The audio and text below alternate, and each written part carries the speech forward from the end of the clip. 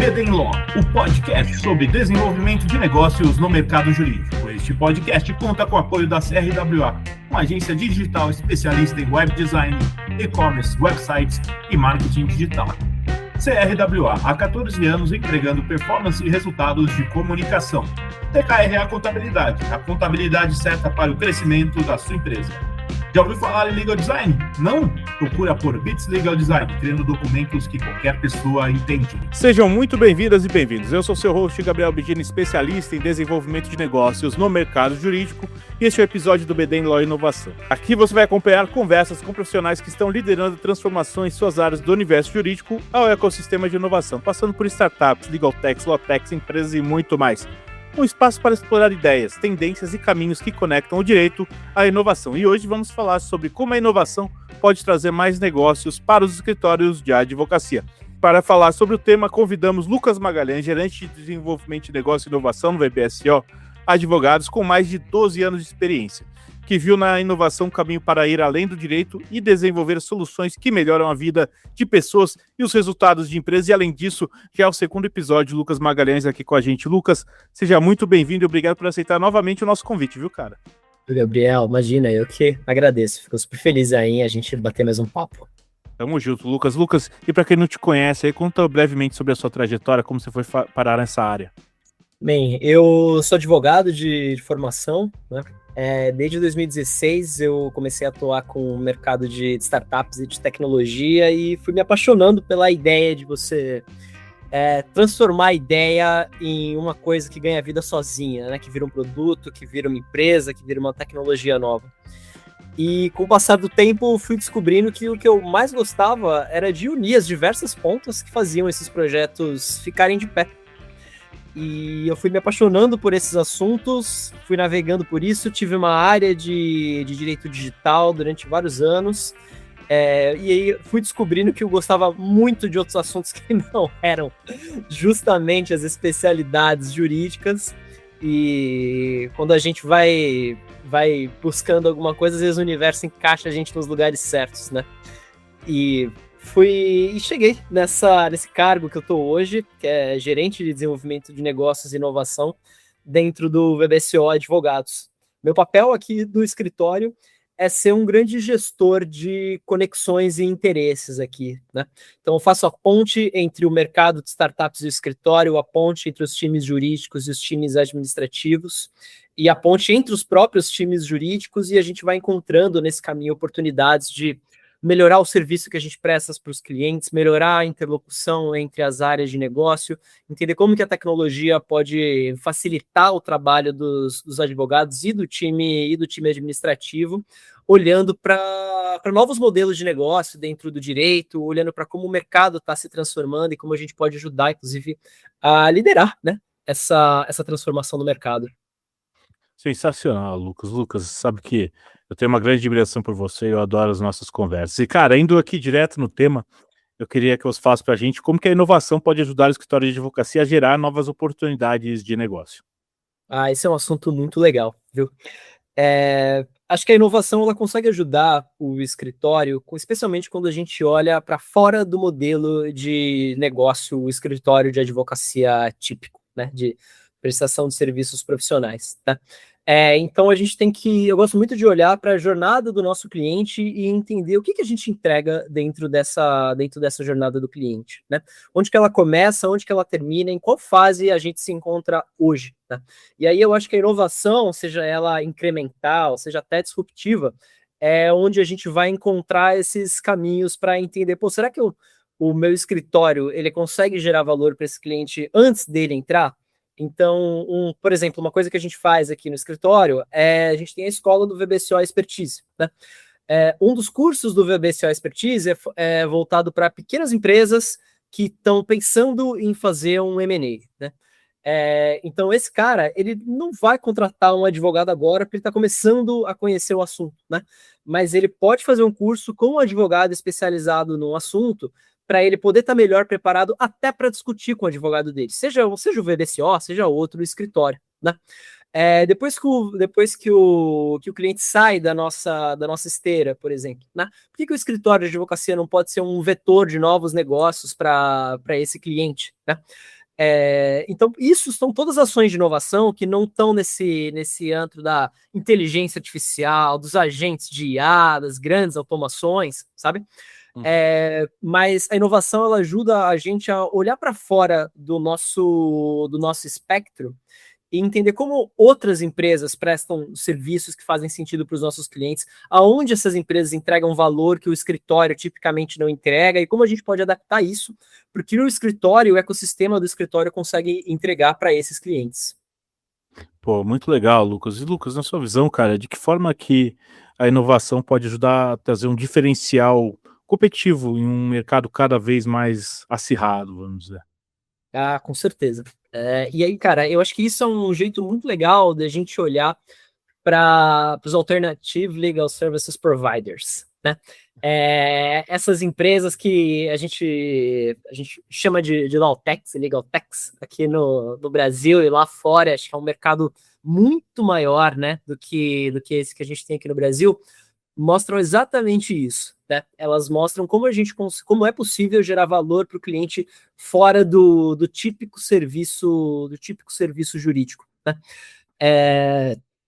Tem o livro do Client Centered Law Firm, do fundador da Clio, que é super interessante para mostrar isso para a gente, né? Que essas empresas elas capturam valor onde os advogados geralmente não capturam esse valor, né? Então a inovação ela gera oportunidades de negócios para o escritório a partir do momento em que a gente entende aonde está o valor inerente ao serviço jurídico, mas que a gente ainda não chegou a abraçar, né? Então, por exemplo, muita coisa que a gente entrega hoje como serviço, por exemplo, um parecer, em que a gente entrega documento a documento do cliente, se a gente tem uma demanda recorrente, por que não entregar isso em forma de sistema para o cliente, né? E para isso a gente tem que entender qual que é o valor que ele percebe do nosso serviço, né? No nosso outro papo que a gente teve, né, Gabi, a gente falou bastante sobre essa ideia de proposta de valor, né, sobre jornada do cliente. E eu acho que tá nesse lugar, né? Do escritório conversar mais com o cliente para ele entender de fato, né? Pô, se o meu cliente ele é, por exemplo, um diretor financeiro, a proposta de valor do meu serviço não necessariamente está na tese jurídica, mas está na explicação clara do impacto financeiro para o negócio, né? E aí, muitas vezes, esse cara ele pode criar uma modelagem financeira que muda de uma premissa para outra, né? Pô, isso é a cara de uma entrega em forma de sistema, que continua sendo uma entrega jurídica, continua sendo algo que o escritório pode entregar como serviço, mas o formato de entrega muda. E aí que está a inovação. Que da hora, cara. E eu queria saber também, Lucas, eu gosto muito desses seus do que você traz aqui pra gente, né, e você fica à vontade para trazer exemplos, o espaço é seu, tá. E eu queria saber como que a inovação pode ajudar o escritório a se posicionar como parceiro estratégico do cliente. Ah, cara, aqui é KPIs. Eu acho que a inovação ela pode ajudar o escritório a se tornar parceiro estratégico quando ele entende quais são os KPIs do cliente dele, né? Qual que é o ponteiro que o cliente precisa mudar no negócio dele e como o escritório vai modelar a entrega de serviço, vai modelar as propostas de honorário, vai modelar o próprio relacionamento dele a se tornar esse parceiro que caminha junto com o cliente para de fato impactar o negócio dele, né? Tipicamente os escritórios falam que tem os profissionais mais especializados, que eles aparecem nos melhores rankings, né? E Localizado em localizações espetaculares. exa- exatamente, né? Mas, de novo, né? Qual é de fato a proposta de valor? Não a que a gente propõe, mas a proposta percebida, né? E eu acho que quando a gente olha para KPIs do nosso cliente, a gente consegue entender, pô, a grande meta do diretor jurídico que eu estou atendendo é mudar um ponteiro de provisionamento, por exemplo. Pô, legal. Então, que tipo de ações eu posso fazer para modelar o meu serviço, para modelar as minhas entregas, para ajudar ele a entender aonde o meu serviço está mexendo naquele ponteiro que ele trabalha, né? E aí a área de inovação, e seja ela uma área específica, seja ela até uma mentalidade dentro das áreas jurídicas, que é muito importante que isso exista também e seja cultivado, né? Tá nesse lugar assim de como que eu melhoro o meu serviço ou adequo o meu serviço para que eu consiga mostrar esse impacto, né? Eu acho que os gerentes jurídicos hoje eles são muito carentes desse escritório que é de fato parceiro percebido, né? E para isso acontecer, a gente tem que ter esses marcos claros assim de impacto de valor do nosso serviço.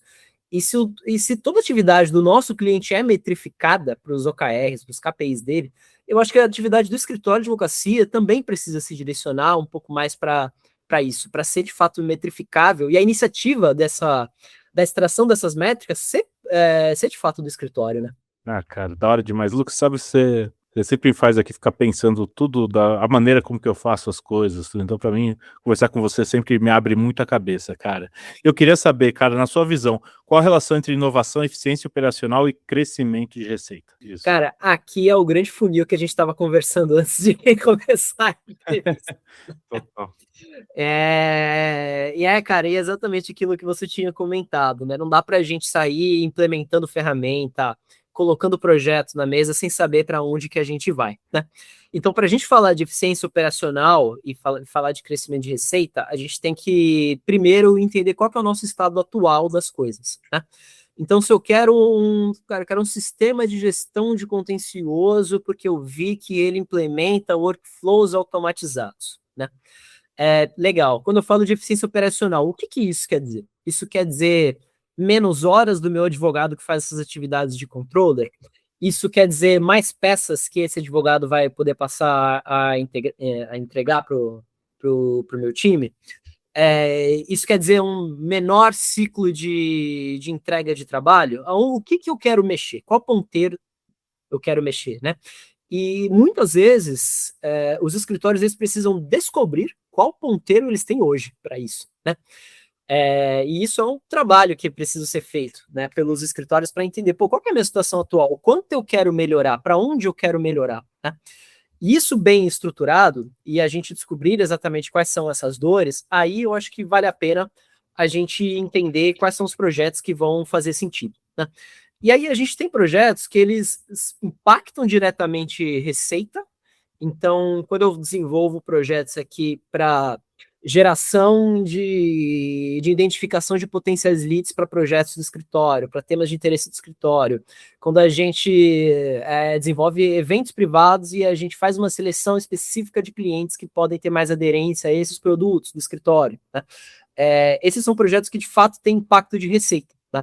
Mas eu acho que tem um potencial de receita dentro do escritório que está diretamente ligado com essa métrica de eficiência. Mas para isso, o escritório precisa primeiro medir e entender, o quanto eu quero e quanto eu consigo melhorar de eficiência através desses projetos, né? E aí, como a gente estava comentando antes aqui da gente começar, né? Muitas vezes inovação não é tecnologia. Na maioria das vezes, inovação é melhoria de processo interno, né? E na maioria das vezes, a gente não tem nenhum processo desenhado, né? A gente nem mapeou esse processo. A área foi se construindo, as relações foram acontecendo, e quando a gente vê, a gente não tem nem assim a gestão da área bem organizada, né? Então, muitas vezes a inovação, ela tá em, beleza, eu quero diminuir o ciclo de entrega do meu projeto, e você identifica assim, por analisar o processo, você descobre que tem duas pessoas revisando a mesma coisa, sabe? Ou você descobre que toda vez que entra uma demanda por um sócio, várias pessoas podem ou não pegar aquela demanda, a gente não tem uma distribuição clara por temática, por expertise, por interesse, né? Então, muitas vezes, uma baita ação de inovação é a gente ter um processo claro, em que as pessoas sabem de onde uma coisa vem, para onde essa coisa vai. Isso já ajuda muito, né? E aí, esse impacto na receita do escritório, ele vai estar diretamente ligado com eficiência, quando a gente entende o quanto, por exemplo, a gente libera de tempo de trabalho da equipe trazendo projetos de inovação. E aí, desde a organização do processo até uma etapa que fica com o agente de inteligência artificial, porque ele é muito bom em classificar documento, por exemplo. Então, receita, eu acho que a gente pode dividir entre o quanto a gente consegue gerar de negócios através de ações de inovação, e aí é o mais fácil da gente identificar, porque é o caminho mais curto, né? Como também essa receita que vem de eficiência, o quanto o escritório consegue crescer a partir do mesmo staff quando a gente implementa esses projetos de inovação, né? Então, muitas vezes, quando eu implemento projeto aqui, especialmente projetos de tecnologia, uma das coisas que eu entrego é assim, quantos advogados a gente está gerando a partir desse projeto no ano? E aí a gente começa a entender, pô, isso quer dizer que eu consigo absorver mais tantos contratos, mais tantas operações, entendeu? Com o mesmo time, sabe? Sensacional, Lucas. Cara, eu queria saber aí, com uma última pergunta, como medir se iniciativas de inovação realmente estão trazendo mais negócio para o escritório? Você acabou de falar aí de que essa é a parte mais fácil, né, a medir, né? Mas Sim. como que se faz isso, de fato? Onde você vai olhar? Tem alguma dica? Tenho sim, tenho sim. Isso dá um trabalho, porque você precisa ter essa trilha bem construída, né? Então, desde o primeiro papo que a gente teve, isso é uma coisa que eu venho conseguindo começar a fazer justamente agora, né? Depois de quase 2 anos aí de projetos implementados e as coisas funcionando, né? Então, por exemplo, quando a gente faz um projeto que ele libera tempo dos nossos advogados, muitas vezes eu coloco em como a gente vai utilizar esse tempo desses advogados nesses projetos, entendeu? Então, por exemplo, eu fiz um projeto aqui no escritório de assistentes de inteligência artificial. E aí eu consegui avaliar quantas horas por advogado por ano a gente consegue liberar.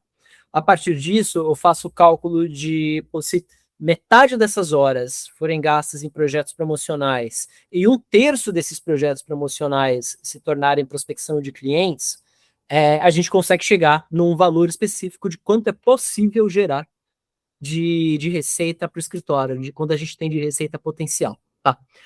Isso para aquele projeto de inovação relacionado à eficiência, entendeu? Projetos de inovação que são relacionados diretamente à geração de receita, eles estão mais dentro dessa área de desenvolvimento de negócios, né? Mas uma coisa que é interessante que a gente está conseguindo rastrear agora dentro do escritório, toda essa jornada do cliente promocional, de topo de funil até a conversão da proposta. Então, por exemplo, a gente faz aqui um podcast temático dentro do escritório, né? Legal. A gente caminha esse podcast pelo mailing do escritório. A gente sabe que aquele pessoa clicou para abrir aquele e-mail. Aí a gente tem o cadastro disso, né? A gente conecta isso dentro desse RP que eu tinha te falado que a gente construiu dentro do escritório. Sensacional. Com isso construído, a gente tem um registro que esse cara teve contato com essa ação. Aí, mais para frente, a gente vai fazer um evento dentro do escritório. Aí a gente sabe que esse cliente tem interesse nesse assunto. Aí esse cliente vem ao evento do escritório. Aí ele tem mais uma relação com a gente aqui. E ele vai descendo nesse funil. Aí, eventualmente, o sócio faz um almoço com esse cara. Esse almoço está dentro do nosso RP. E aí a gente vai construindo essa jornada de relacionamento até que a gente chegue na conversão desse cliente, né? Esse é um trabalho, cara, de anos, assim, sabe? Que está em construção aqui, mas que eu acho que a gente chega lá, entendeu? E aí a gente vai começar a ter esse ROI da inovação, né? Hoje, o ROI da inovação, que eu acho que é muito seguro, especialmente para quem está começando uma área de inovação, quer implementar um projeto, eu acho que o melhor formato é esses formatos de cadeia de eficiência, sabe? Você entender assim, pô, quanto isso gera de tempo, como eu aloco esse tempo, e olhando para a minha taxa de conversão, o que isso significa em receita que eu tenho potencial de gerar, e testar, né? Tudo isso que eu falei para você passou por, cara, muitos testes, e entra muito detalhe muito pequenininho para a gente conseguir chegar lá, sabe? Desde assim de taxonomia entre o mailing, o site do escritório e o nosso CRM e o cadastro de casos, sabe? Caracas. Então é muito trabalho, mas é um processo que dá para construir, tá? Se você quiser, e você puder, quiser contar do RP que você desenvolveu aí, cara. Legal, legal. Acho legal. Eu achei do caramba, é o puta caso. E assim, por favor, esse espaço é seu, cara. Legal, legal. Aqui no escritório a gente tinha o desafio, especialmente aqui da perna de desenvolvimento de negócios, que era estimular os sócios a preencherem dados de CRM, né? Desafio da maioria dos escritórios. Exato, né? E, cara, tipicamente, assim, os CRMs, eles são construídos para um time de vendas, né? Eles não são construídos para um advogado que, além de ter que abrir o caso, além de ter que lançar timesheet, também vai ter que também vai ter que preencher o café que ele tomou com tal cliente, né? Isso gera um ódio mortal, né? Só acrescentando. Exato. Em cima da gente ainda, né? É, justo. Mas, bom, você quer uma informação? Quer que eu trabalhe para você? Desculpa. Cara, e aí, então eu tava com esse baita desafio na mão, né, de fazer os sócios preencherem o CRM, né? E aí, depois de bastante tempo tentando, eu descobri que eu não ia ganhar essa batalha, né? Então, e ao mesmo tempo eu também tinha um grande desafio dentro do escritório, que era de melhorar o processo de abertura de casos, né? Então, quando o cliente aprova uma proposta, o sócio, ele tem que ir lá no sistema e abrir o caso, né? Uhum. E assim, essa era uma outra grande confusão. Por quê? Porque, de novo, né? O cara tá revendo o contrato, tá conversando com o cliente, tá fazendo proposta, tá lançando timesheet, tá preenchendo CRM e tá abrindo caso, né? E tudo isso nas mesmas 8 horas que ele tem para trabalhar. Então, eu comecei a juntar esses problemas e entender que, pô, na verdade, tudo é uma jornada só também, né? A jornada desse cliente, que era esse gestor jurídico aqui dentro das áreas, né? E aí eu vi que nenhum sistema ia resolver o meu problema. O fato era esse, né?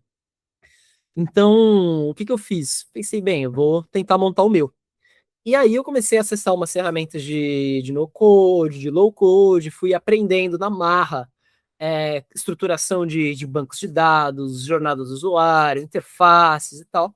E acabei começando justamente por um CRM, né? Então antes, e aí isso já foi automatizando até trabalhos do meu próprio time, né? Então a gente tinha uma dor quando eu comecei a área de desenvolvimento de negócio e inovação aqui, que era acompanhamento de proposta, tá? Porque nesse turbilhão de coisas, os sócios ainda tinham que acompanhar a proposta, mandar follow-up de proposta e tal. No começo eu fiz o quê? O básico, assim, o básico. Peguei um analista e o trabalho dele era cadastrar as coisas no CRM e mandar a cada 15 dias um e-mail de proposta. Quando eu comecei a montar, Putz, grila, cara.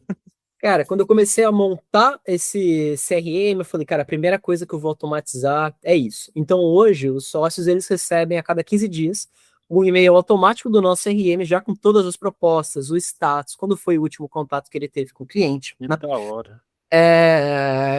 Para esse ano, a gente já consegue fazer uma melhoria, porque agora a gente já sabe quais são as métricas de conversão das propostas, então a gente já conseguiu construir um termômetro que varia de área para área, de projeto para projeto, para ficar cada vez mais assertivo até nessa cadência desse acompanhamento, porque tem cliente que precisa de mais tempo para fechar, até para dizer se vai ou não fechar com a gente, e tem clientes que não, que é muito rápido, né?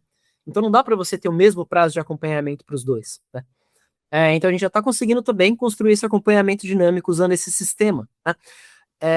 E aí é muito legal esse negócio de no-code, de low-code, porque, cara, a gente consegue construir o SaaS desenhado para nossa cultura, né? E não ficar adaptando a cultura do escritório para uma ferramenta para uma ferramenta utilizar, né? Depois que a proposta estava bem construída, e aí a gente já começa a embarcar um pouco de IA. Então hoje meu analista ele joga a proposta lá dentro, já tem um extrator que pega todos os dados, diz qual é o sócio da proposta, já é um negócio preenchido praticamente tudo sozinho. Aí a gente viu, pô, a gente já tem todos os dados da proposta aqui, por que a gente não faz uma ficha de abertura de caso automatizada aqui dentro? Então agora, quando a proposta é convertida para ganha, a gente já tem também todos os dados que são da proposta comercial, elas já entram na ficha de abertura de caso pré-preenchida. Só tem uma ou outra informação comercial agora que o sócio precisa ir lá para preencher, quem é exatamente o signatário daquela proposta de honorários, que são coisas que de fato são capturadas depois, né? Então agora, essa etapa também, a gente começou diminuindo 50% dos dados, agora a gente já está em bem mais. Então essa etapa também a gente conseguiu diminuir para D-0, para D mais zero, o prazo de abertura de casos dentro do escritório, por exemplo, né? cara, resolvemos um problema de anos, assim, porque... Sim. Então, mas, cara, e isso é, assim, movido à curiosidade. Eu acho que quem tá dentro dessa área de inovação precisa saber que todo ano vai encerrar o ano, tendo a completa noção de que vai fazer coisas totalmente diferentes no ano seguinte, sabe? Então, Tá. eu acho que é uma baita oportunidade, assim, para quem tá entrando nessa área agora, assim. Dá um pouquinho de medo, porque as profissões, elas não existe um job description claro. Eu já tive vários papos dentro do mercado, assim, com gente perguntando, meu, como que estrutura uma área dessa? Sabe, o que faz essa pessoa? Né? E, cara, isso é muito legal. Assim. Eu acho muito legal você ter essa oportunidade de não saber o que você vai fazer no ano seguinte. Porque você pode estar tudo planejado, alguém inventa um open claw. E aí, de um mês para o outro, você precisa aprender a construir subagentes, fazer POC das coisas, sabe? Trazer. Eu tenho muita discussão aqui, até com o meu TI também, dentro do escritório, para a gente fazer as coisas com uma segurança adequada para o nível de informação que a gente trabalha, mas, cara, aderindo à velocidade desse trabalho, assim. Então, eu acho que é uma profissão, assim, cara, que você mistura muito o seu interesse pessoal por essas coisas com o que você faz no dia a dia, né? Então, eu acho muito legal poder trabalhar fazendo o que eu gosto e no meu tempo livre estudar para o meu trabalho, porque eu gosto de estudar para esses assuntos, sabe? Cara, não, eu te entendo perfeitamente, porque a gente é muito parecido nisso, Lucas. É interessante que eu vejo que, querendo ou não, eu sempre penso que nosso job description, na verdade, tem um negócio. A gente no fundo vive fazendo planejamento estratégico e execução, porque se pegar qualquer projeto, começa, puta, beleza, o que é isso? Qual que é o objetivo? O que isso vai trazer? Como que a gente vai metrificar? Qual que vai ser o ganho disso? Qualquer coisa nova que vier, você joga nessa formulinha, entre aspas, e vai fazendo e dá trabalho pra cacete, né? A única coisa é que você não consegue, às vezes, ter uma previsibilidade do tempo, porque você não sabe, tipo, mas você tem um tempo ali pra testar, então Mas é loucura, cara. Que caso da hora, velho. Sensacional. Lucas, pra mim você é um dos grandes nomes de inovação aqui no nosso mercado, de verdade mesmo. Eu tenho uma grande admiração por você. Você é um cara que sempre, assim, eu já falei isso aqui, mas você me abre a cabeça. Então, cara, eu só tenho a agradecer pela sua presença no BD Law e por ter compartilhado a sua experiência com a gente. Eu queria saber se você tem contato para deixar o pessoal que quiser conversar com você e aprender mais aí sobre inovação e desenvolvimento de negócio no mercado jurídico. Claro, convido o pessoal aí a me adicionar no LinkedIn para a gente bater um papo, tomar um café, sou super disponível por lá. No LinkedIn eu tô como Lucas Macedo de Magalhães ou pelo navegador direto /LucasMMAG. Sensacional. Pessoal, a gente vai ficando por aqui, não deixe de nos seguir nas redes sociais. Estamos lá no Instagram, @BDenLaw, e no meu LinkedIn, Gabriel Bidini, onde vocês vão encontrar conteúdo sobre desenvolvimento de negócios e mercado jurídico. Este é o BDenLaw, podcast sobre desenvolvimento de negócios no mercado jurídico. Nos vemos no próximo episódio e até lá. BD Law, o podcast sobre desenvolvimento de negócios no mercado jurídico. Este podcast conta com o apoio da CRWA, uma agência digital especialista em web design, e-commerce, websites e marketing digital. CRWA, há 14 anos entregando performance e resultados de comunicação. PKRA Contabilidade, a contabilidade certa para o crescimento da sua empresa. Já ouviu falar em Legal Design? Não? Procura por Bits Legal Design, criando documentos que qualquer pessoa entende.